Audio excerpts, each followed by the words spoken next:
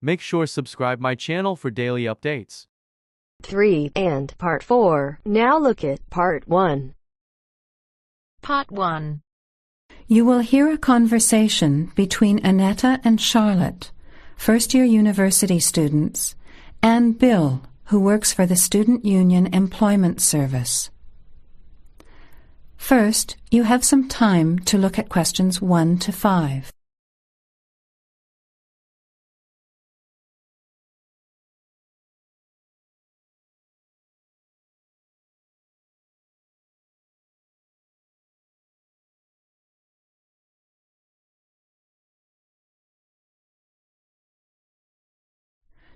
Now, let's begin. Answer the questions as you listen. You will not hear the recording a second time. Listen carefully to the conversation and answer questions 1 to 5. Hi, Bill. This is my friend Charlotte. She's doing first-year science too. Pleased to meet you, Charlotte. Annetta told me you want some part-time work. Now, I just have to complete your details on the computer. What's your surname? Johnston. With an E? Yes. JohnstonE. I know that you live in the Heathfield Street student residence, but I can't remember the street number there. It's 126. 126. Good. And the phone number? Well, actually, I never give people that number because sometimes nobody answers or they forget to pass on the messages. So, I bought a mobile phone yesterday, but I can't remember the number. I think it's 0414 847 748. I'll just check. No, sorry, not 748. It's 749. 0414 847 749? Yes, that's right. I must try and remember it. And what sort of work are you looking for? Well, anything really, I suppose, though it depends when it is. I'd rather work during the day, if that's possible. How many hours a week were you thinking of? Oh, I'm not sure. Maybe about 10. But I need to keep at least 2 days a week free for study. Do you have any work experience? Not much, though I used to help in my uncle's shop when I was at school. OK. Well, I'll put it in, but we don't usually get shop work. What about gardening? I'd rather not. Everything I touch dies. What other kinds of work are there? Well, there's a lot of demand for house cleaning, fast food preparation and kitchen work and pizza delivery if you've held a driving licence for 12 months. I'm not sure. Can I have a look at the vacancies while you talk to Annetta?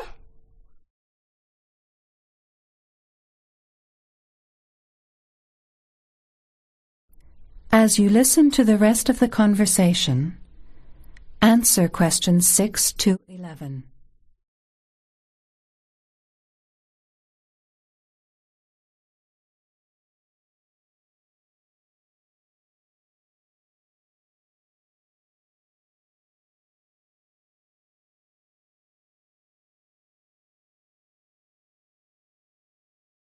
Bill, I'd like to change my job. You're at the Hamburger Express on the High Street, aren't you? What's the problem? Well, I never know what hours I'm going to work. I start at 7 p.m. and I'm supposed to finish at 11 p.m, but sometimes they keep me until 2 or 3 a.m. Yes, that is a bit late if you have to make a 9 a.m. lecture the next day. And the other thing is the pay. They're supposed to pay me on Thursdays, but they never pay me on the correct day, often not until Friday or Saturday. A few weeks ago, I had to wait until Sunday. They said their son was sick, so they couldn't get to the bank, but they're always making excuses. Yes, that doesn't sound too good. Would you be interested in pizza delivery? You need to have a driving licence. Yes, I've got a licence, but I think I'd like to change from working in the evening. Are there any day jobs available? Well, as I told Charlotte, there are several cleaning and gardening vacancies. And this childcare job that just came in this morning. Do you like children? Yes, I do, actually. What's the job? Let's have a look. Collect the boy aged 4 from kindergarten at 3 p.m. Pick up the other 2 girls who are aged 6 and 9 from the primary school at 3:15. You take them home and look after them. The parents will be home by 7. That sounds quite good. What about the pay? It's the same as you're earning now, 4 hours a day, Monday to Friday, so 20 hours a week. You need to contact Mrs. Alicia Thompson. Her phone number is 91045629, and she lives in Springfield. I've never been to Springfield. I hope I don't get lost. Don't worry. It sounds quite straightforward. Let's have a look at the street directory. The Thompsons live here in Tulip Street, number 252. So you catch the 631 bus, get off here next to the post office in Daisy Terrace. Walk past the post office to the corner, and on the opposite corner is the kindergarten. Then walk down Daffodil Place and cross over to the primary school. Then keep going down Daffodil Place to the corner and turn right into Tulip Street. That is the end of part 1. You now have half a minute to check your answers.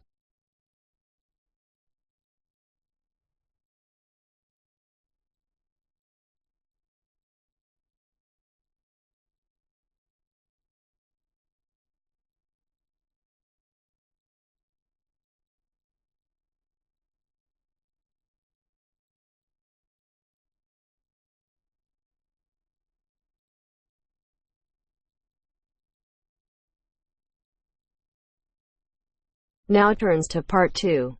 Part 2. First, you have some time to look at questions 11 to 15.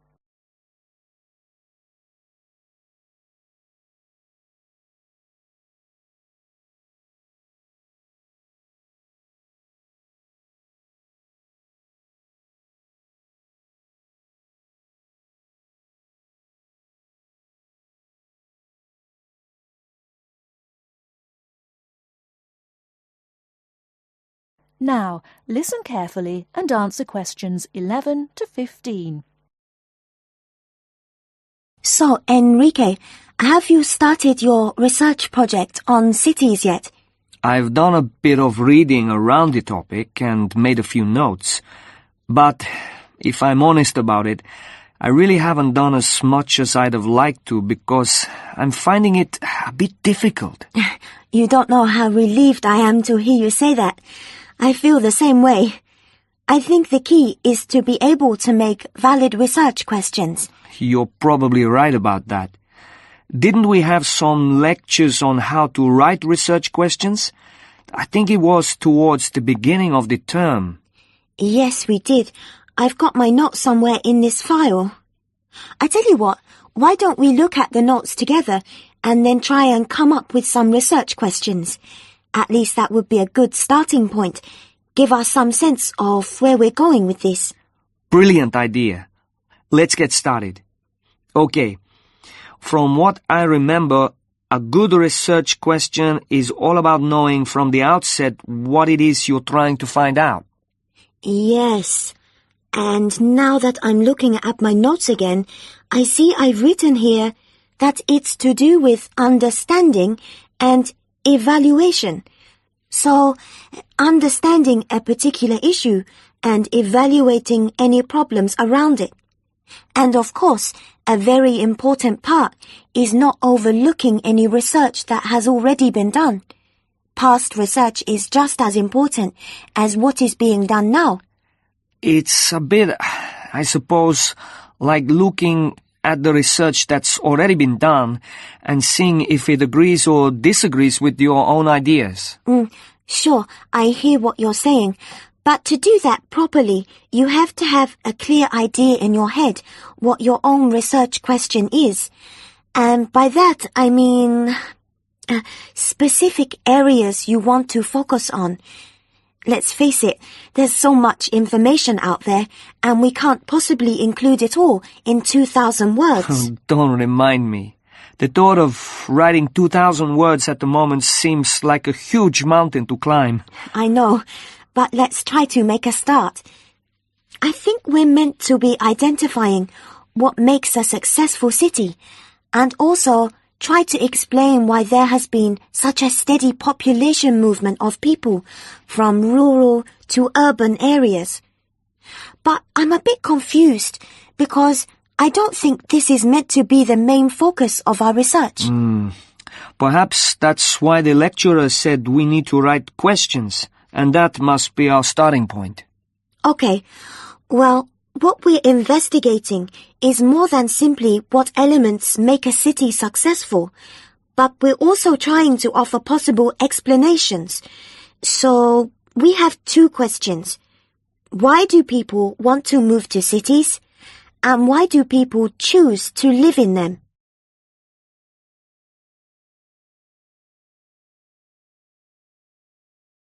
Before you hear the rest of the talk, you have some time to look at questions 16 to 20.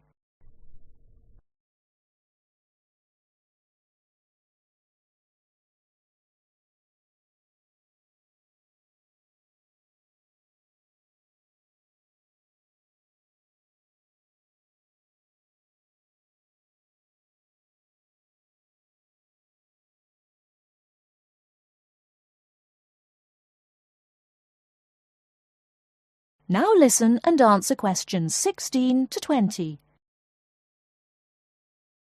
Okay then. I think the first issue concerning successful cities must be the economy. People move to cities for better job prospects, and successful cities are cities that have thriving economies. That's true enough. It does mean that cities can offer good job opportunities, which seems to me to suggest that a city will only be successful if it attracts the right kind of people to work there. What kind of person are you talking about? Well, I suppose I'm referring to the skilled labor force. You know, the idea that up-and-coming young people will move to cities, settle there, maybe buy property, and so that city will get the most talented creative minds. But if a city doesn't offer this, then obviously it will lose out, as university leavers will choose elsewhere. You could be right there. But I also think that when cities encourage businesses to develop, then you obviously have money pouring into the city, which can raise the general standard of living. So we've definitely got a question worth investigating. But apart from the economic factor, I think another point worth mentioning is the environment. Sure, we can research areas like the quality of the air, how clean it is, and then there's traffic. Is there too much traffic? How is it controlled? And also the issues of noise pollution and how the city manages its waste. Oh, and I nearly forgot. The environment includes green spaces like parks. Those are all valid points, but I think you've overlooked the whole issue of beauty. Beauty? Are you sure? What's beauty got to do with the environment? Well, don't you think if you were deciding whether or not you would live in a city, your first impressions would be made with your eyes? So, the buildings in a city are really important. If the entire city looks like a concrete jungle, then it's unlikely to make people want to live there, is it? I think successful cities are those which have managed to strike a balance between old buildings and new ones. So, of course, you'd have some buildings reflecting more modern architecture, but others that haven't lost their character and still represent the past. You're right, actually. I've often thought that buildings tell a story. I mean, you can tell the history of a place by looking at the buildings. I know exactly what you mean. And let's not forget that the environment includes cultural aspects. So, for example, what's the cultural life like? For me, a successful city will be attractive because it will have lots to offer, like a good nightlife and a wide variety of places to visit in the day, like museums and galleries, places like that. True, true. My own view is that some cities have an energy about them. They're exciting to be in. And other cities are the opposite. Well, we've covered so much ground here. But I think there's one final aspect we should research. What's that then? The social aspect. Because, let's face it, cities are made up of people. They are. And surely a successful city would be one where there is a sense of community, a place where people would feel safe and want to raise families in. This topic is limitless. That is the end of part 2. You now have half a minute to check your answers.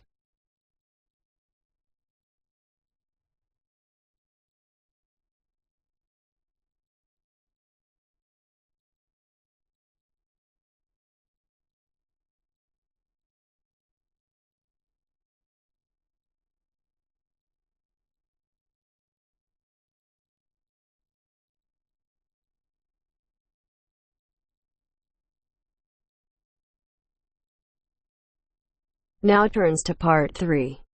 Part 3.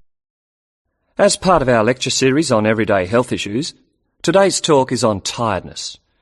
We shall look at the main issues in turn, as well as some of the main research that has been carried out in this field. First, you have some time to look at questions 21 to 26.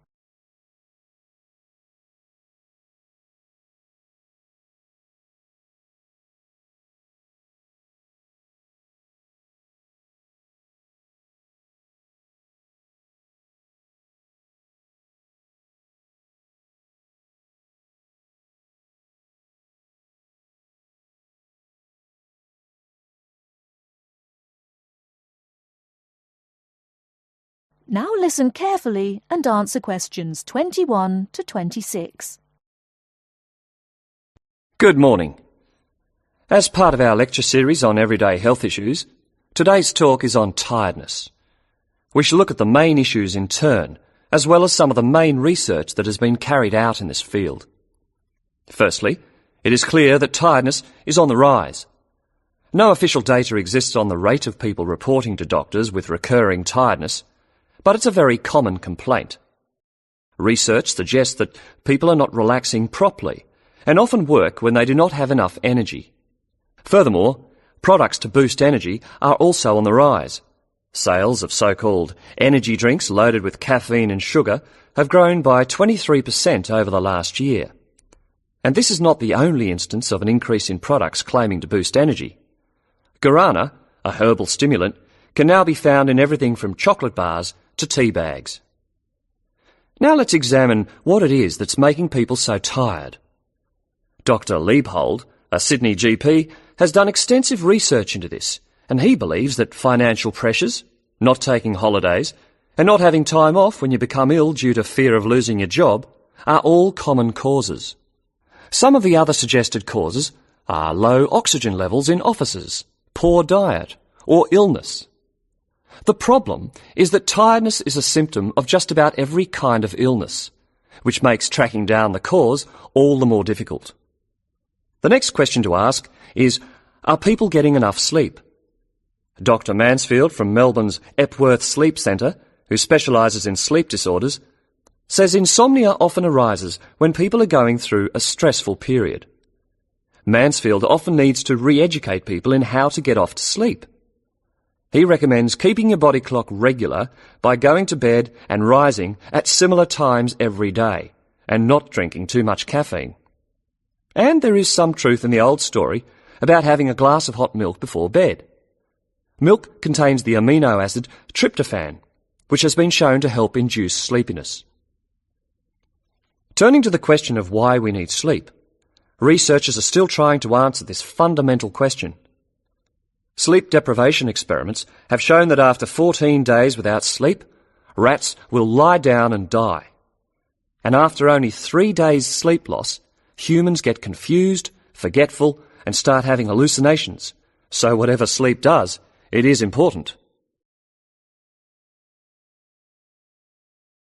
Before you hear the rest of the talk, you have some time to look at questions 27 to 30.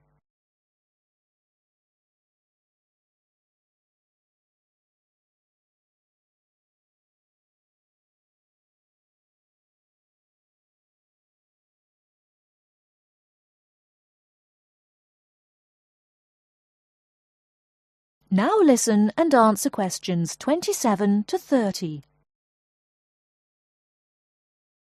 However, not all researchers feel the same way. Trent Watson of the Dietitians Association is not convinced by McMahon's theory, explaining that our bodies don't really like to burn protein as a fuel, so it doesn't really contribute to energy levels. Carbohydrates, however, found in fruit, breads and pastas, are a more common fuel. Anyone following a rigidly high-protein diet with low carbohydrates, even if they are operating at low intensity during the day, could subject themselves to fatigue because they just don't have the carbohydrate stores, Watson says. In general, a good way to stay energised from a dietary point of view is to eat red meat, green leafy vegetables and whole grains. These foods give red blood cells the building blocks for optimum performance in their role of delivering oxygen to muscles. To sum up, tiredness is a health problem on the increase, and there continues to be much debate surrounding its causes and remedies. Now, if there are any questions, I'd be happy to answer them. That is the end of part 3. You now have half a minute to check your answers.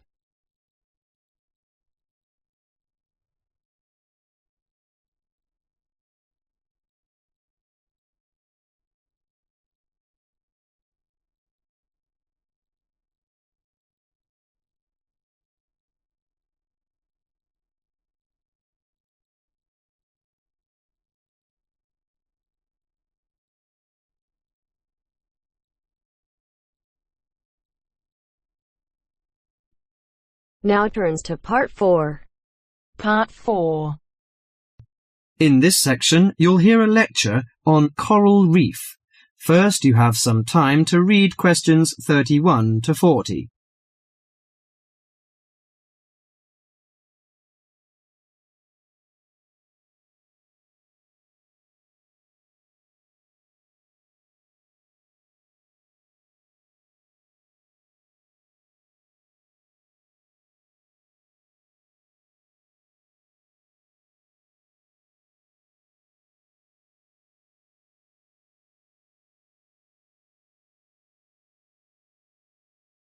Now listen carefully to the lecture and answer questions 31 to 40.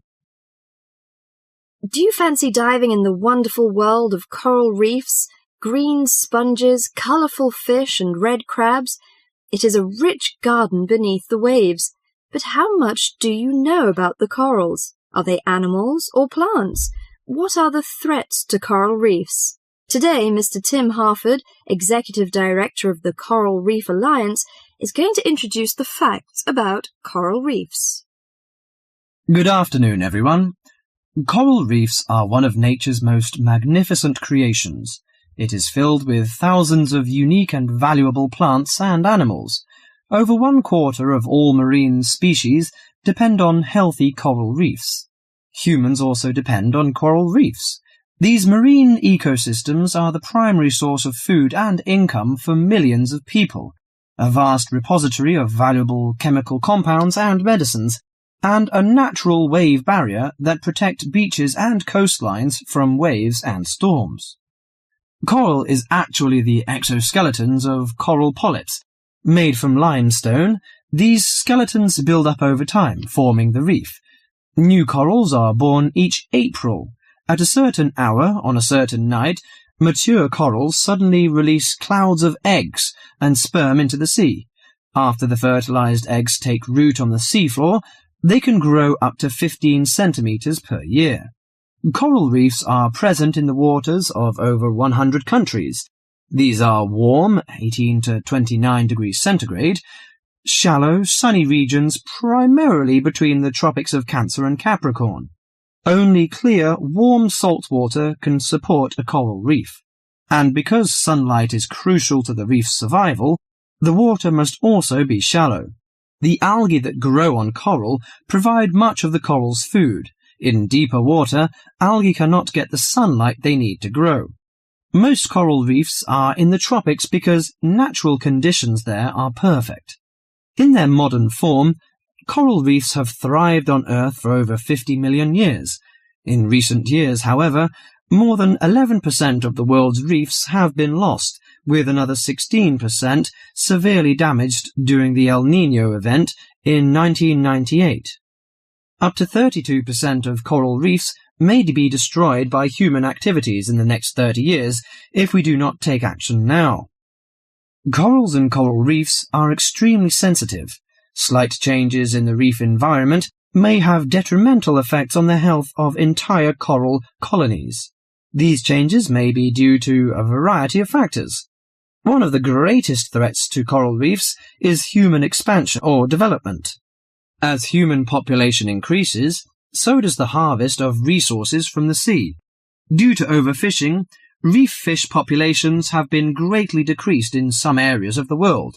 The removal of large numbers of reef fish has caused the coral reef ecosystems to become unbalanced. As we know, corals are also very popular as decorations. A large amount of the most healthy corals are selected by commercial collectors.